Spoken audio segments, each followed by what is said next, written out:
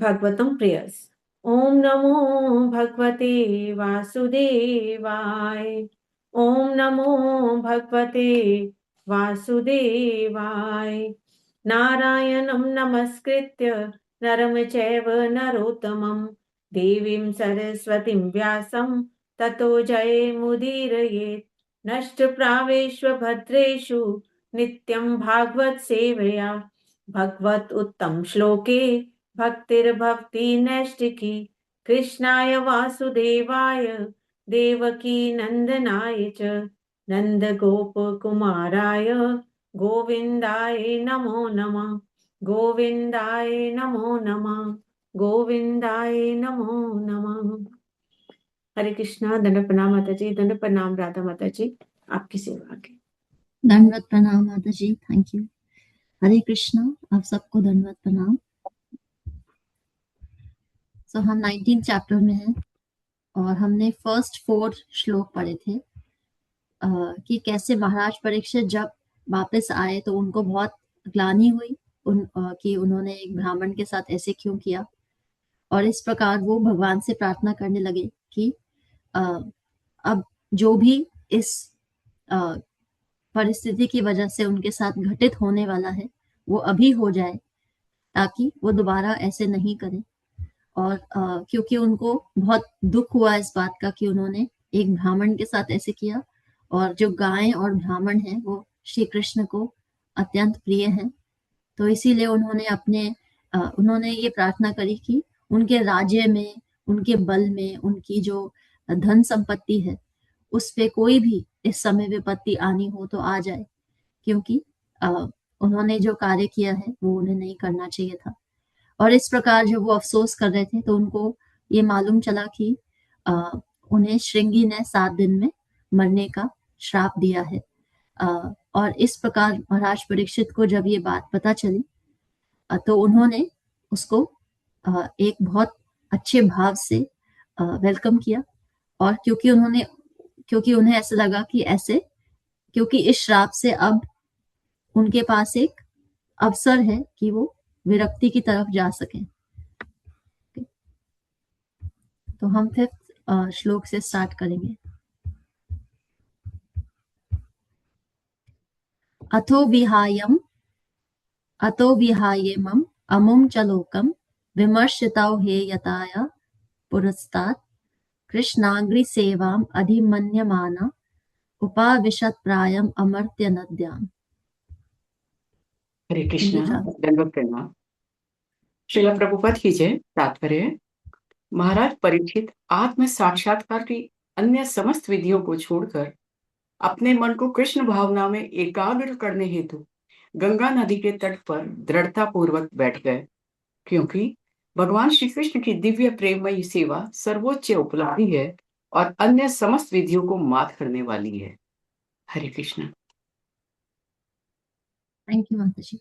तो महाराज परीक्षित इस समय गंगा के किनारे चले गए और भगवान श्री कृष्ण के ऊपर अपना ध्यान केंद्रित करने लगे, और उनकी जो इच्छा थी वो यही थी कि वो कृष्ण के साथ जुड़े।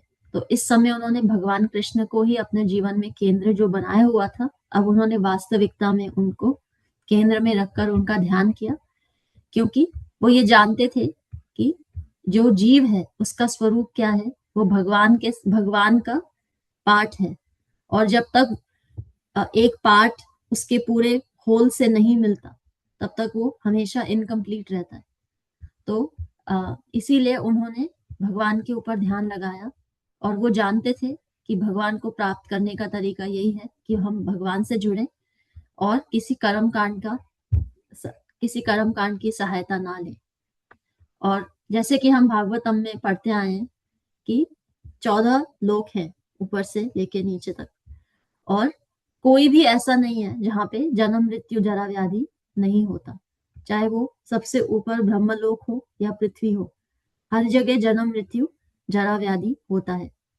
और इस प्रकार ऐसे अनेकों हजारों करोड़ों की संख्या में ऐसे ब्रह्मांड हैं जो भगवान जिनको उत्पन्न करते हैं अपनी इच्छा से, और जो भगवान के साथ जुड़ जाते हैं वो ही इन लोगों को, जो असंख्य में जो जितने भी लोक बने हैं उनको पार करके जो सबसे प्राथमिक लोक है गोलोक वृंदावन, वहां पे निवास कर सकते हैं। और महाराज परीक्षित को अच्छे से ये इंफॉर्मेशन मालूम थी, क्योंकि वो राज ऋषि हैं, वो भक्तों के परिवार में जन्मे और बड़े हुए, और इसलिए उनको कोई इंटरेस्ट नहीं था कि वो स्वर्ग में जाएं या किसी और लोक में जाएं। उनको ये मालूम था कि उनका जो अब लक्ष्य है वो भगवान को प्राप्त करना है, और उनको कोई फर्क नहीं पड़ता कि और मुक्ति किस, एक्चुअली यहाँ पे फोकस क्या किया जा रहा है कि मुक्ति प्राप्त हो जाए या किसी और अच्छे लोक पे जन्म मिल जाए, जो कि कर्म कांड द्वारा प्राप्त किया जा सकता है। तो और जो मॉडर्न डे साइंस है वो भी अल्टीमेटली मॉडर्न साइंस का लक्ष्य क्या होता है कि उम्र को कैसे लंबा किया जाए, किस प्रकार मानव जीवन को इस प्रकार बनाया जाए कि किसी की मृत्यु नहीं हो। अल्टीमेटली साइंस का यही गोल होता है। लेकिन जो भक्त होता है उसको जब ये मालूम चल जाता है कि वास्तविक में मृत्यु जैसी कोई चीज नहीं होती, सिर्फ हमारी जो सोल है, हमारी आत्मा जो है, उसको परमात्मा तक जाना होता है, ये ही मृत्यु होती है। तो जो भक्त होता है वो ये नहीं सोचता कि कैसे उम्र लंबी की जाए, या फिर कैसे किसी उच्च लोक पे स्थान मिल जाए, या फिर किस प्रकार कुछ और जीवन के क्षण मिल जाए, वो ये नहीं सोचता। तो जब महाराज परीक्षित को ये मालूम चला कि उनकी मृत्यु निश्चित है, तो उन्होंने उस समय बहुत ध्यान पूर्वक, जैसे कि यहाँ कहा जा रहा है कि उपावशात, बहुत जैसे उपवास कहते हैं ना, उपवास करना, उस प्रकार उस निश्चय से वो भगवान के ऊपर अपना ध्यान केंद्रित करने लगे और गंगा जी के किनारे जाके बैठ गए। और इस प्रकार हम आगे देखेंगे कि उनकी क्या सिचुएशन है। सिक्स्थ श्लोक। यावै लसत श्री तुलसी विमिश्रा कृष्णांग्री रेणव अभ्याधिकांबु नेत्री पुनाति लोकान उभयत्र शेषान कस्ताम न सेविता मरिष्यमानः। यह नदी गंगा, जिसके किनारे राजा उपवास करने बैठे थे, अत्यंत शुभ जल धारण करती है, जिसमें श्री भगवान के चरण कमलों की धूल तथा तुलसी दल मिश्रित रहते हैं। अतएव यह जल तीनों लोगों के अंदर बाहर से पवित्र बनाता है और शिव तथा अन्य देवताओं को भी पवित्र करता है। अतएव जिसकी मृत्यु निश्चित हो, उसे इस नदी की शरण ग्रहण करनी चाहिए। हरे कृष्ण। थैंक यू माता जी। तो अब यहाँ पे जो डिस्क्रिप्शन दिया जा रहा है वो गंगा जी का दिया जा रहा है कि जो गंगा जी हैं वो भगवान के चरणों से उत्पन्न होती हैं, इसीलिए उनमें जो पानी है वो बहुत ही ऑस्पिशियस है, बहुत ही शुभदायक है। और क्योंकि वो भगवान के चरणों से आती हैं, तो इसीलिए उनमें तुलसी दल होता है और भगवान के चरणों के जो कण हैं वो है। इसीलिए ये जो गंगा जल है वो तीनों लोकों को तारता है और तीनों लोकों के अंदर पवित्रता लेके आता है। और सिर्फ तीनों लोकों को ही नहीं, भगवान शिव जो हैं और अनेक देवी देवता हैं उनको भी प्योरीफाई करता है। और इसीलिए ऐसे कहा जाता है कि जिसकी मृत्यु निश्चित है उसे इस नदी का आश्रय लेना चाहिए। तो माता जी हम फर्स्ट जो 5-6 लाइन्स हैं उनको पढ़ेंगे, आप प्लीज रीड कर दीजिए और फिर मैं आपको बता दूंगी कहाँ पे स्टॉप करना है। महाराज परीक्षित, यहाँ से पढ़ दूं माता जी? जी महाराज जी। परीक्षित अपनी राजधानी हस्तिनापुर में निवास करते थे, जो वर्तमान दिल्ली के निकट स्थित है, और यमुना नदी इसी नगर के पास से होकर बहती है। स्वाभाविक है कि राजा यमुना नदी के तट पर शरण ग्रहण करेंगे, क्योंकि यह नदी उनके महल के द्वार से होकर बह रही थी। और जहां तक पवित्रता की बात है, यमुना नदी गंगा नदी की अपेक्षा भगवान श्री कृष्ण से अधिक प्रत्यक्ष रूप से संबंधित है। श्री भगवान ने इस जगत में अपनी दिव्य लीलाओं के प्रारंभ से ही यमुना नदी को पवित्र बनाया। जब उनके पिता वसुदेव बालक श्री कृष्ण को लेकर यमुना पार करके मथुरा से गोकुल ले जा रहे थे, तब श्री भगवान इस नदी में गिर पड़े थे और श्री भगवान के चरण कमलों की धूलि का स्पर्श पाकर वह तुरंत ही पवित्र हो गई थी। यहाँ पर विशेष उल्लेख है कि महाराज परीक्षित ने उस विशेष नदी की शरण ग्रहण की जो सुंदर ढंग से बह रही थी और तुलसी दल से मिश्रित श्री भगवान के चरण कमलों की धूलि लिए जा रही थी। भगवान श्री कृष्ण के चरण कमल सदैव तुलसी दल से विभूषित रहते हैं, अतः जो ही उनके चरण कमल गंगा तथा यमुना नदी के जल को स्पर्श करते हैं, त्यों ही नदियां पवित्र हो जाती हैं। लेकिन श्री भगवान ने गंगा की अपेक्षा यमुना का ही अधिक स्पर्श किया। वराह पुराण के अनुसार, जैसा कि श्री जीव गोस्वामी ने उद्धृत किया है, गंगा तथा यमुना नदियों के जल से कोई अंतर नहीं है, किंतु जब गंगा का जल 100 गुना पवित्र हो जाता है तो वह यमुना कहलाती है। इस प्रकार शास्त्रों में कहा गया है कि श्री विष्णु के 1000 नाम श्री राम के एक नाम के बराबर है और श्री राम के 3 नाम श्री कृष्ण के एक नाम के तुल्य है। हरे कृष्ण। थैंक यू माता जी। तो यहाँ पे पिछले श्लोक में हमें पता चला था कि वो गंगा के किनारे बैठे थे और लेकिन जीव गोस्वामी जो है, जो 6 गोस्वामी में से एक है, उनकी टीका के अनुसार वो यमुना के पास बैठे थे। तो उनकी जो टिप्पणी है, उनकी जो टीका है, उसको विशेषकर माना गया है, क्योंकि जो अगर हम मैप को देखें, उस समय के मैप को देखें, तो हस्तिनापुर जो था वो दिल्ली के पास माना जाता है। तो उस समय यमुना नदी वहां से निकलती थी। तो इसलिए महाराज परीक्षित ने यमुना नदी का आश्रय लिया और यहाँ पे कंपैरिजन किया जा रहा है कि यमुना और गंगा जी में भगवान श्री कृष्ण की लीलाएं अक्सर यमुना जी के तट पर हुई और इस प्रकार उनके जन्म से लेके उनकी वृंदावन की जो ज्यादातर लीलाएं थी वो यमुना नदी उसमें बहुत मुख्य किरदार है। उनकी पत्नी भी है यमुना। और जैसे कि यहाँ कहा जा रहा है, जैसे विष्णु सहस्त्र नाम जब कंप्लीट होता है तो उसमें कहा जाता है श्री राम राम रामेति रामे रामे मनोरमे सहस्त्र नाम तत्तुल्यम राम नाम वरानने, कि 3 बार राम बोल दे कोई तो वो विष्णु के 1000 नामों के बराबर होता है। और उसी प्रकार कोई अगर 3 बार राम बोल देता है तो वो 1 बार कृष्ण बोलने के बराबर होता है। तो इसी प्रकार यहाँ पे ये भी कंपैरिजन किया जा रहा है कि वास्तविक में गंगा जी और यमुना जी दोनों ही भगवान से जुड़ी हैं, क्योंकि गंगा जी भगवान के चरणों से आ रही है और यमुना जी में भगवान ने अनेक लीलाएं करी है। लेकिन फिर भी अगर देखा जाए तो जब जो यमुना जी हैं वो और भी ज्यादा पवित्र और भगवान के निकट मानी गई है। 7th श्लोक। इति व्यवच्छिद्या स पांडवेया प्रायोपवेशं प्रति विष्णुपदां दधौ मुकुन्दाग्रिम अनन्य भावो मुनिव्रतो मुक्ता समस्त संगः। इस प्रकार पांडवों के सुयोग्य संतान राजा ने दृढ़ संकल्प किया और आमरण उपवास करने तथा भगवान श्री कृष्ण के चरण कमलों में अपने आप को समर्पित करने हेतु वे गंगा नदी के तट पर बैठ गए, क्योंकि एकमात्र भगवान श्री कृष्ण ही मुक्ति दिलाने में समर्थ हैं। इस प्रकार उन्होंने अपने आप को समस्त संग तथा आसक्तियों से मुक्त करके मुनि का व्रत स्वीकार किया। हरे कृष्ण। Thank you. तो जब उनको मालूम चला कि अब उनकी मृत्यु बहुत निकट है तो उन्होंने ये डिसाइड किया कि अब वो अपनी मृत्यु तक व्रत करेंगे और भगवान कृष्ण को अपना केंद्र बनाकर उन पे ध्यान लगाएंगे, क्योंकि उनको मालूम था कि जो ह्यूमन लाइफ है, जो मानव जीवन है, उसका गोल क्या है, भगवान को प्राप्त करना। तो वो किसी भी प्रकार से डिस्ट्रैक्ट नहीं होना चाहते थे, किसी भी अटैचमेंट से, किसी भी जो उनकी रिस्पॉन्सिबिलिटीज से, क्योंकि उनको पता था कि मृत्यु तो निकट है और निश्चित है।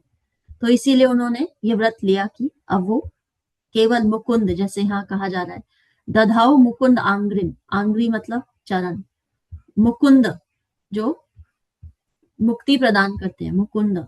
तो उन्होंने उनको अपने आप को मुकुंद के आश्रय को दे दिया कि उनको उनका जो ये जीवन है उसका जो गोल है वो सफल हो और किसी भी प्रकार वो भगवान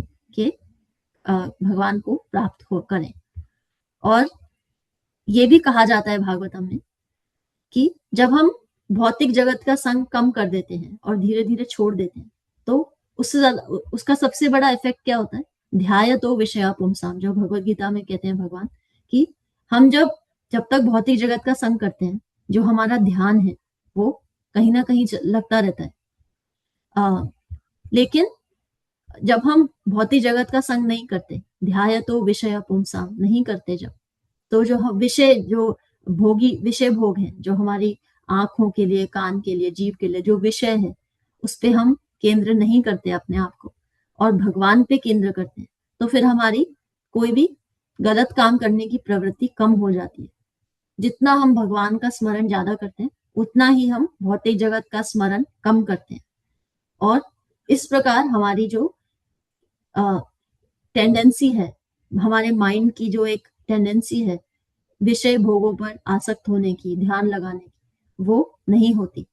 और इस प्रकार इसीलिए डिटैचमेंट का जो प्रोसेस होता है वो स्लो होता है, क्योंकि हमारे माइंड को आदत है कुछ ना कुछ सोचने की। अगर हम, जैसे हम बात करें, हम अपने फोन पे क्या करते हैं जब हम सोशल मीडिया या अपना टाइम वेस्ट कर रहे होते हैं, तो हम फोन पे स्क्रोलिंग करते हैं, राइट? हम स्क्रोलिंग करते हैं। आपका माइंड सारा दिन क्या करता है? स्क्रोलिंग ही तो करता है। एक थॉट लाता है, फिर दूसरा लाता है, फिर तीसरा, वो भी तो अपनी स्क्रोलिंग करता रहता है सारा दिन। उसकी भी उंगली ऐसे ऐसे ऐसे चलती रहती है, आपकी माइंड की, वो भी स्क्रोल करता है सारा दिन। और फिर जब आप फोन उसके सामने ले आते हैं और स्क्रोलिंग करते हैं, तो आप क्या करते हैं? उसकी स्क्रोलिंग को और हेल्प करते हैं कि देखो, ध्यायतो विषया पुंसाम, तुम ऑलरेडी ध्यान लगा रहे हो दुनिया का, आओ मैं तुम्हारा सहयोग करूं, मिलके ध्यान लगाएंगे दुनिया पे अब। और जो माइंड के कैंसर हैं, कंपेयर करने के, क्रिटिसाइज करने के, कंट्रोल करने के, कंप्लेन करने के, आज बड़ी गर्मी है, आज बड़ी सर्दी है, आज देखो कितनी धूप आ रही है, कल तो धूप आई नहीं, आज बड़े बादल आ रहे हैं, मेरा सिर दर्द हो रहा है। बेसिकली ये हमारे माइंड की टेंडेंसी है जिनको हम बढ़ावा देते हैं सारा दिन। तो इसी प्रकार यहाँ कहा जा रहा है कि महाराज परीक्षित इससे अच्छी तरह से उनको मालूम था कि मुनि व्रतो मुक्त समस्त संग, भगवान पे ध्यान लगाने के लिए जो समस्त संग है, मुझे उनको त्यागना पड़ेगा, मुझे अपनी माइंड की स्क्रोलिंग अब रोकनी पड़ेगी। तो इसीलिए उन्होंने ये व्रत लिया कि वो कुछ नहीं खाएंगे। भगवान ये कहते हैं कि कई बार जो जैसे हमने बुद्धिस्ट में ये ट्रेडिशन होता है कि अपने मन को नियंत्रित करने के लिए वो फास्ट रखना शुरू कर देते हैं, व्रत रखना शुरू कर देते हैं। लेकिन और वो क्यों करते हैं कि व्रत, जब हमारी बॉडी में खाना कम जाता है तो हमारी एनर्जी जो होती है वो डाइजेशन में यूज नहीं होती, और उस एनर्जी को हम मेडिटेशन में यूज कर सकते हैं फॉर एग्जाम्पल। लेकिन कुछ समय बाद, क्योंकि हम खाना नहीं खा रहे, तो हमारे अंदर शारीरिक कमजोरी आती है, स्वाभाविक है, क्योंकि हमारे शरीर को भोजन की आदत है। तो इस प्रकार क्या होता है कि हमारी जो इंद्रियां हैं, भगवान कहते हैं कि उनमें ऑलरेडी टेंडेंसी है, चाहे आप उनको भूखा रखो या नहीं रखो, आप कुछ समय के लिए उनको नियंत्रित कर सकते हो, भूखा रह के कुछ समय के लिए उनको नियंत्रित कर सकते हो। लेकिन उनके अंदर जो एक नेचुरल टेंडेंसी है, जैसे आंखों की नेचुरल टेंडेंसी क्या है? देखना। आप कितने दिन आंखें बंद कर लोगे? एक समय के बाद आंखें कहेंगी नहीं, खोलो।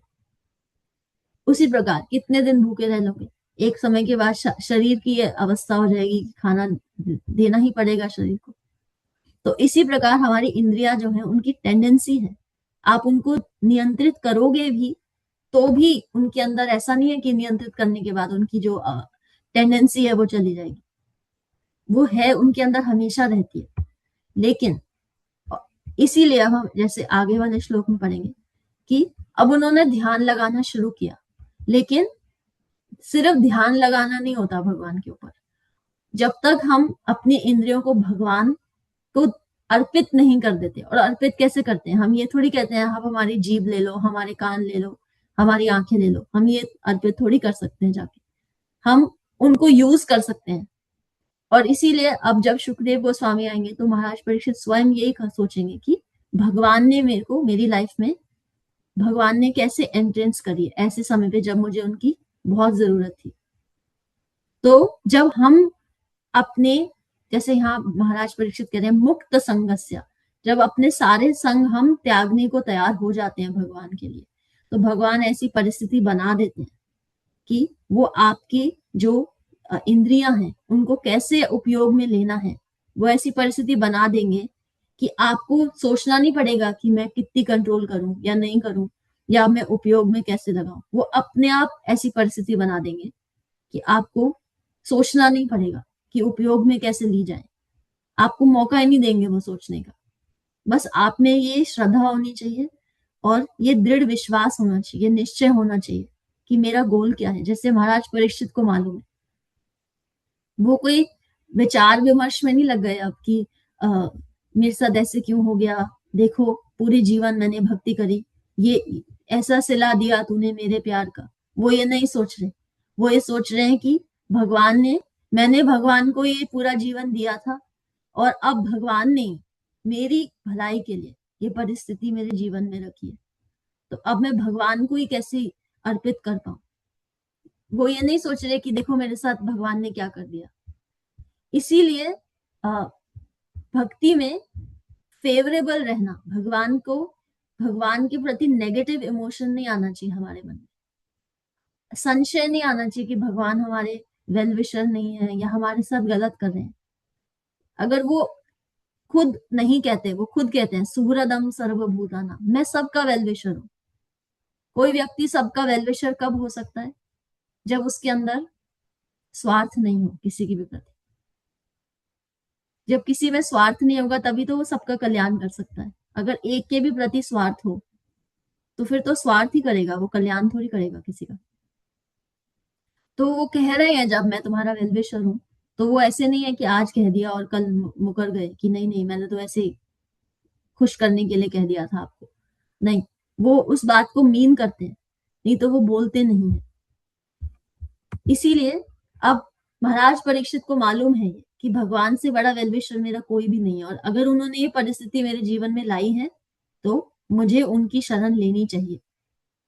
और इसीलिए उन्होंने मुक्त संग, सब संगों को त्याग कर अब भगवान की शरण ले ली, और एक भी समय ये नहीं सोचा कि भगवान ने ऐसा क्यों कर दिया। और जब हम भक्ति करते हैं तो सबसे इंपॉर्टेंट चीज क्या है कि हम अब भगवान की तरफ फेवरेबल रहें और किसी के साथ बुरा नहीं करें जान पूछ के, ये जानते हुए कि हम गलत कर रहे हैं, किसी के साथ हम गलत नहीं करें। क्योंकि जब हम गलती से कोई गलती करते हैं, मतलब अनजाने में कोई गलती करते हैं, तो तब भगवान क्षमा कर देते हैं। लेकिन क्यों कर देते हैं? क्योंकि उनको मालूम है कि आपने अपना जो जीवन है उसका केंद्र उनको बनाया हुआ है, और आपकी कोई ऐसी भावना नहीं थी कि किसी को आप दुख दो, इसीलिए वो क्षमा कर देते हैं। अगर हम जानबूझ के करते हैं या अपनी सेल्फिशनेस के लिए करते हैं तो वो नहीं करते क्षमा, फिर वो हमें उसका जो हमने फल है वो हमें भुगतना पड़ता है। तो इसी प्रकार महाराज परीक्षित ने सब कुछ त्याग दिया और नदी के किनारे बैठ के उन्होंने व्रत किया और भगवान पे ध्यान केंद्रित किया।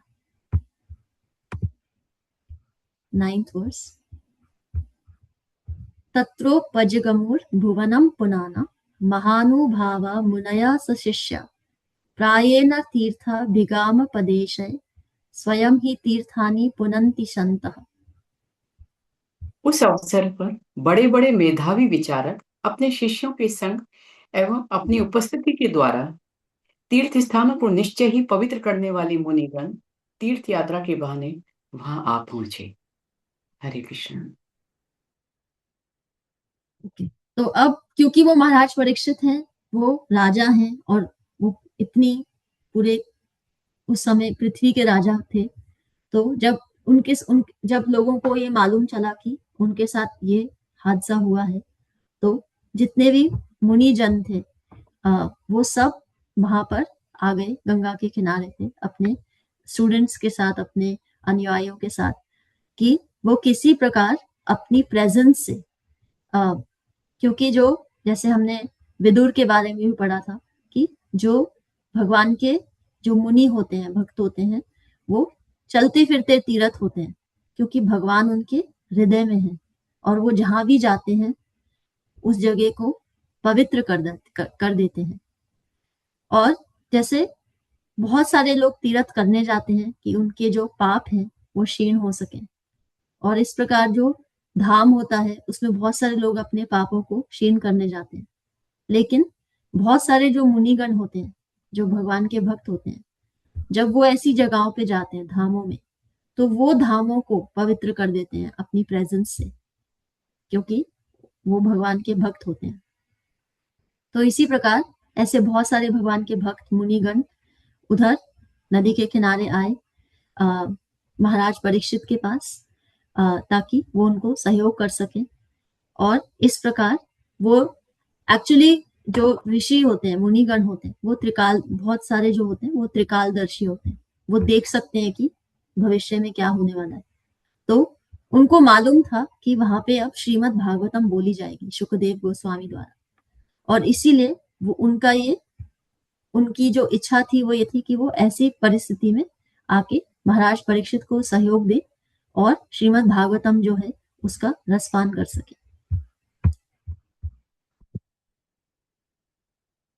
9-10 अत्रिर्विशिष्टश्चयवना शरद्वान् अरिष्टनेमिर्भृगुर् अंगिरश्च पराशरो गाधिस्तुसुतो अथ राम उतथ्य इन्द्र प्रमदेध मवाहु मेधातिहिर्देवल अरिष्टसेनो भारद्वाजो गौतम पिप्पलादः मैत्रेय औरवा कवशः कुम्भयोनिर् द्वैपायनो भगवान नारदश्च। ब्रह्मांड के विभिन्न भागों से वहां बड़े बड़े मुनि आए, यथा अत्रि, च्यवन, श्रद्धान, अरिष्ठनेमि, भृगु, वशिष्ठ, पराशर, विश्वामित्र, अंगिरा, परशुराम, उथत्य, इंद्रप्रमद, इद्मबाहु, मेधातिथि, देवल, आश्रिश्रेण, भारद्वाज, गौतम, पिप्पलाद, मैत्रेय, औरव, कवश, कुंभयोनि, द्वैपायन तथा महापुरुष नारद। हरे कृष्णा। थैंक यू माता जी। तो अलग अलग क्षेत्रों से, अलग अलग ब्रह्मांडों से बहुत सारे ऋषिगण आए जिनका यहाँ नाम बताया जा रहा है। और एक प्रकार से इनमें से कुछ के बारे में हम पढ़ चुके हैं, जैसे कि नारद मुनि के बारे में, व्यासदेव के बारे में, और इनके बारे में हमने भागवतम के आरंभ में पढ़ा था। और बहुत सारे इनमें से जो है इनकी कथाएं जो है वो हम आगे आने वाले चैप्टर्स में पढ़ेंगे। लेकिन यहाँ पे जो तात्पर्य है उसमें से उनमें कुछों का यहाँ पे डिस्क्रिप्शन दिया गया है, तो हम यहाँ डिस्क्रिप्शन पढ़ेंगे। तो माता जी आप प्लीज पराशर मुनि तक पढ़ दीजिए, उसके बाद हम स्टॉप करेंगे। शुरू से ना जी। तात्पर्य, ये महामुनि थे तथा भृगु मुनि के पुत्रों में से एक थे। उनका जन्म समय से पूर्व हुआ था जब इनकी गर्भिणी माता का अपहरण हुआ था। स्वयं अपने पिता के 6 पुत्रों में से एक थे। भृगु जब ब्रह्मा वरुण की ओर से महान यज्ञ कर रहे थे तब महर्षि भृगु यज्ञ की अग्नि से उत्पन्न हुए थे। वे महर्षि थे और उनकी प्रिय पत्नी पुलोमा थी। वे महर्षि दुर्वासा, श्री नारद मुनि तथा अन्य देवताओं की तरह अंतरिक्ष में विचरण कर सकते थे और ब्रह्मांड के समस्त ग्रहों में विचरने जाया करते थे। कुरुक्षेत्र युद्ध के पूर्व उन्होंने युद्ध रोकने का प्रयास किया। कभी उन्होंने भारद्वाज मुनि को खगोल शास्त्र की शिक्षा दी थी और वे महान ज्योतिष शास्त्र बृहद भृंगु संहिता के रचयिता हैं। उन्होंने बताया कि किस प्रकार आकाश से वायु, अग्नि, जल तथा पृथ्वी उत्पन्न होते हैं। उन्होंने बताया कि उदर में वायु किस प्रकार कार्य करती है और आंतों को व्यवस्थित करती है। महान दार्शनिक के रूप में उन्होंने जीव की शाश्वतता को तर्क से स्थापित किया। वे महान मानव शास्त्री थे। उन्होंने बहुत काल पूर्व विकास के सिद्धांत का प्रतिपादन किया। वे वर्णाश्रम व्यवस्था के वैज्ञानिक प्रतिपादकों में थे। उन्होंने क्षत्रिय राजा वीतहव्य को ब्राह्मण बनाया। वशिष्ठ, देखिए श्रीमद् भागवतम का श्लोक नंबर 196। पराशर, ये वशिष्ठ मुनि के पौत्र तथा श्री व्यास देव के पिता हैं। ये महर्षि शक्ति के पुत्र थे और इनकी माता का नाम अदृश्यति था। जब वे अपनी माता की कोख में थे तब उनकी माता मात्र 12 वर्ष की थी और माता की कोख में ही उन्होंने वेद सीखे थे। उनके पिता का वध कल्माश पाद नामक असुर ने किया था और अतएव इसका बदला लेने हेतु उन्होंने संपूर्ण संसार को विनष्ट करना चाहा, किंतु उनके पितामह वशिष्ठ ने उन्हें रोका। तब उन्होंने राक्षस वध यज्ञ की संपन्न किया, लेकिन महर्षि पुलस्त्य ने उन्हें रोका। सत्यवती से आकर्षित होने पर उन्हें श्री व्यासदेव की प्राप्ति हुई। सत्यवती बाद में महाराज शांतनु की पत्नी बनी। पराशर के आशीर्वाद से सत्यवती मीलों तक सुगंध फैलाती थी। वे भीष्मदेव की मृत्यु के समय भी उपस्थित थे। वे महाराज जनक के गुरु थे और शिव के महान भक्त थे। वे अनेक वैदिक शास्त्रों तथा समाज शास्त्रीय निर्देशों के कृतिकार हैं। थैंक यू माता जी।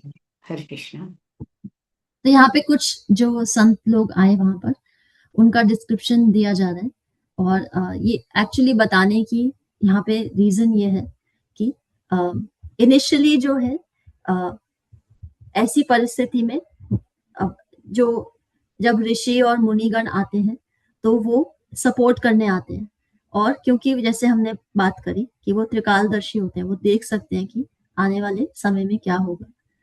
तो सोचने वाले कुछ शास्त्रों में कुछ टीकाओं में ये बताया जाता है कि एक्चुअली में अगर महाराज परीक्षित को सिर्फ मुक्ति चाहिए होती तो कोई बड़ी बात नहीं थी। इतने महान मुनिगण उनके आसपास एकत्रित थे तो उनकी एसोसिएशन में उनके संग में रह के 7 दिन वो आराम से मुक्ति को प्राप्त कर सकते थे। क्योंकि उनके पास इतना बल है, जैसा कि हम यहाँ पढ़ रहे हैं कि किसी ने युद्ध किया, किसी ने किसी को हराया, किसी के पास ये शक्ति थी, किसी के पास कोई शक्ति थी, तो मुक्ति प्राप्त करना कोई बड़ी बात नहीं थी। लेकिन महाराज परीक्षित जो हैं उनको इस चीज का निमित्त क्यों बनाया जा रहा है? क्योंकि भगवान ने उनकी तब भी रक्षा करी थी जब वो इस दुनिया में आने वाले थे। तो भगवान ने उनको निमित्त बनाया कि तुम्हारी रक्षा की गई है, अब तुम्हारा जो ये कुछ समय है धरती पे शेष, इस जिस चीज के लिए रक्षा करी है अब वो समय आ गया है, अब तुम्हारे कारण श्रीमद् भागवतम बोली जाएगी। तो मुक्ति का गोल नहीं था उनका, भक्ति गोल था कि भगवान उनको प्राप्त हो जाए। अगर मुक्ति गोल होता तो जो ये इनके आसपास लोग बैठे हैं, जो ये मुनिगण आए हैं, उनकी प्रेजेंस ही काफी होती मुक्ति प्राप्त करने के लिए। लेकिन मुक्ति गोल नहीं होता हमारा, भक्ति गोल होता है। क्योंकि जब तक हम अपनी रिलेशन भगवान से नहीं बनाते तब तक हम इनकम्प्लीट रहते हैं। तब तक आत्मा को जब ये ज्ञान नहीं होता कि मैं परमात्मा से क्यों जुड़ूं और कैसे जुड़ूं, तब तक हम भुगतते रहते हैं इस दुनिया में, क्योंकि हमें नहीं मालूम चलता कि हम किसको ढूंढ रहे हैं। एक्चुअली अगर हम देखें तो सब भगवान कृष्ण के पीछे भाग रहे हैं, बस उनको मालूम नहीं है। जो चीज आपको आकर्षित करती है वो भगवान ही है, बस वो चीज भौतिक है या वो चीज भगवान से जुड़ी हुई है, वो भगवान की इच्छा पे निर्भर होता है। क्योंकि भगवान की इच्छा से हम भक्ति कर पाते हैं और जो भक्ति नहीं कर पाते वो किसी ना किसी रूप में भगवान को ढूंढते हैं और हर प्रकार की चीज में उनको भगवान नजर आते हैं। चाहे वो अपना उनका कोई काम हो, कोई भी ऐसी दुनिया में जो भी व्यक्ति वस्तु पदार्थ उनको आकर्षित करता हो, वो उसमें भगवान को ढूंढ रहे होते हैं। बस सब भगवान को ही ढूंढ रहे हैं क्योंकि सब अंदर से इनकम्प्लीट है और उस गैप को भरने के लिए लोग अलग अलग जगहों पे भगवान को ढूंढते हैं। इसीलिए यहाँ पे बहुत सारे जो ऋषिगण थे वो एकत्रित हुए। आपसे एक रिक्वेस्ट है कि आप बचा हुआ तात्पर्य इसका पढ़ें जो अलग अलग ऋषिगण आए, और फिर हम कल 11th वर्स से हम स्टार्ट करेंगे। सो हम यहाँ स्टॉप करेंगे अभी। थैंक यू, आप सबको धन्यवाद, प्रणाम, हरे कृष्ण। की लर्निंग और आपके कोई प्रश्न है तो प्लीज बताइए। थैंक यू तारा माता जी फॉर द रीडिंग। हरे कृष्ण माता जी, दंडवत प्रणाम, सबको दंडवत प्रणाम। आज का की लर्निंग है, जब हम भौतिक जगत के साथ संग करते हैं तभी हमारा पंचेंद्रिय भगवान का स्मरण करने में आसक्त नहीं रहते। इसीलिए हमें भौतिक जगत से आसक्ति कम करके भगवान को शरणागत होना चाहिए और आत्मा को परमात्मा से जोड़ना चाहिए। हरे कृष्ण। थैंक यू माता जी, वेरी नाइस। कोई questions?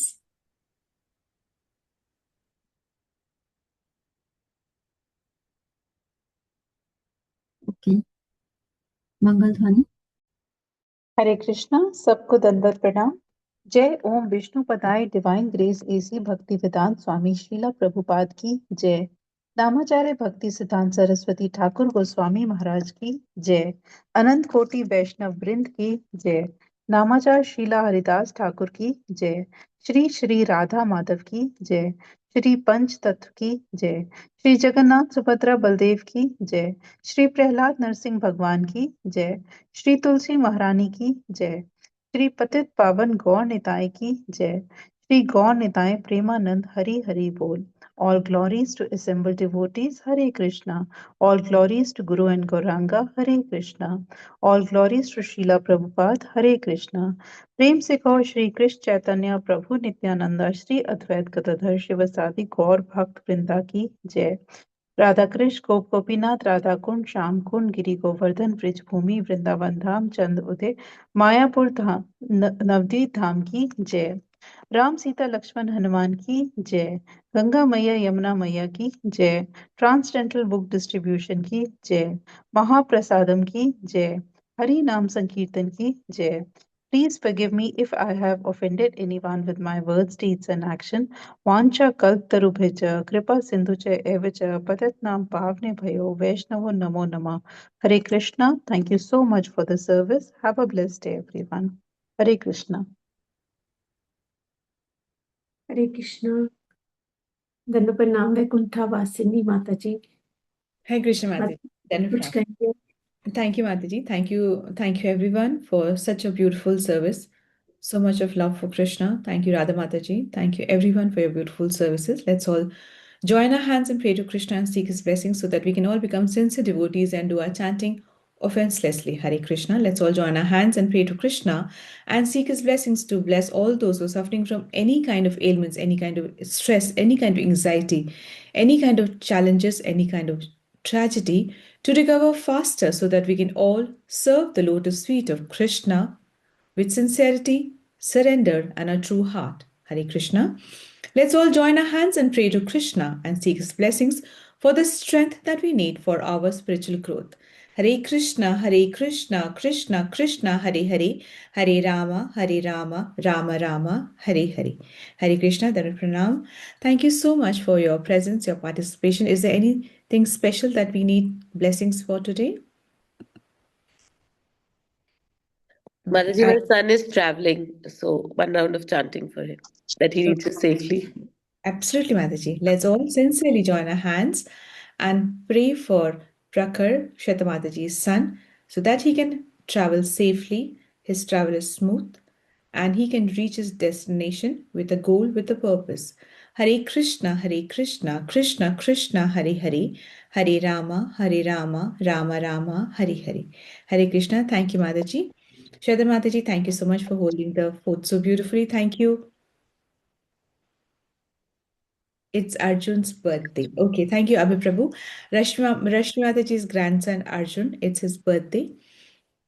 Let's all join our hands and pray to Krishna and seek his blessings so that he can be merciful towards him. He can bless him bountiful so that he can understand the purpose of human life and grow up to be a very beautiful, very nice devotee. Hare Krishna, Krishna Krishna, Hare Hare, Hare Rama, Rama Rama, Hare Hare. Being a devotee does not mean that he will not be materially acclaimed or academically profound, but it just means that only wise choose bhakti, and if he chooses bhakti, everything else will fall in place automatically. So thank you so much. Thank you so much, Shruti Mataji, for so much of nice knowledge that you gave on Sunday special. And Abhi Prabhuji has created another link where you have all the Sunday specials. So I'm going to share that link so that each one can extract your special moments from there and keep it to yourself. It's always a nice thing. Always very, very nice. So thank you so much for Shweta Mataji for inspiring so beautifully, and thank you so much, Shruti Mataji, for taking it so beautifully. Really very, very nice. Looks like we have a speaker for every Sunday. इतना सुंदर होता है कि हम हम speakers ढूंढते हैं और हमारे अंदर ही इतने सारे स्पीकर्स बैठे हुए। वेरी नाइस माता जी, थैंक यू सो मच माता जी।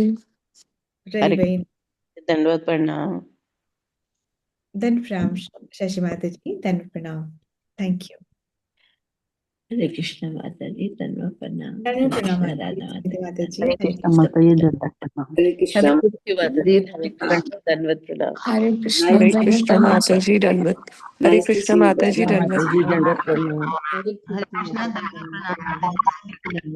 Hare Krishna Mataji, so good to see you. Thank you माता जी, थैंक यू माता जी, हरे कृष्ण। किरण माता जी, हैव यू रीच्ड बैक? हरे कृष्णा माता जी, आज मेरी भी ट्रेवलिंग है। हाँ, आप लेट्स सबसे प्रार्थना है मैं भी अपने घर सेफली पहुंच जाऊं। yes माता जी, absolutely. Let's all join our hands and sincerely pray for Kiran Mata ji and for Prabhuji. They are traveling today. May they reach Dubai safely and be with us always. Hare Krishna, Krishna Krishna, Hare Hare, Hare Rama, Rama Rama, Hare Hare. Hare Krishna.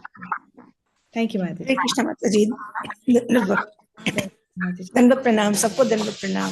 माता जी आज शिवाली भी travel Krishna कर माता रही है जी। तो उसके लिए भी Yes, और हरे sure. कृष्णा, धन्यवाद प्रणाम आपको, welcome Thank back. you, Mata ji. Dhanwad Mata ji. Hare Krishna. Let's all join our hands and pray for Shivali, daughter of Lushra Mata ji, so that she can have a safe and smooth travel back home. Hare Krishna, Krishna Krishna, Hare Hare, Hare Rama, Rama Rama, Hare Hare. Hare Krishna. Hare Krishna. Thank you, Mata. So I end the session. It's nice to have Hansa Mata ji also back. Hare Krishna.